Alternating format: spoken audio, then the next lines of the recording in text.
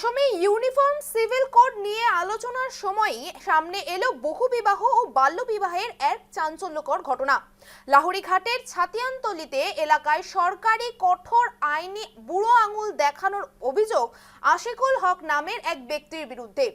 অভিযোগ প্রকাশে যৌতুকের দাবিতে দীর্ঘদিন ধরে প্রথম স্ত্রীকে অমানবিক নির্যাতন চালিয়ে আসছিল আশিকুল হক। পরে স্ত্রীকে বাপের বাড়িতে পাঠিয়ে দিয়ে এক নাবালিকাকে বিয়ে করার অভিযোগ উঠেছে আশিকুলের ভেতরে।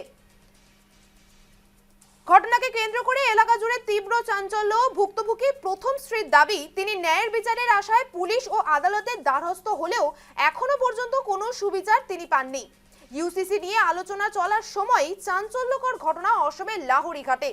যৌতুকের দাবিতে স্ত্রীর উপরে নির্যাতন, স্ত্রীকে বাপের বাড়িতে রেখে আসায় নাবালিককে বিয়ে। অভিযুক্ত স্বামীর নাম আশিকুল হক। পুলিশের নির্বিকার ভূমিকা নিয়ে ক্ষোভ প্রথম স্ত্রীর।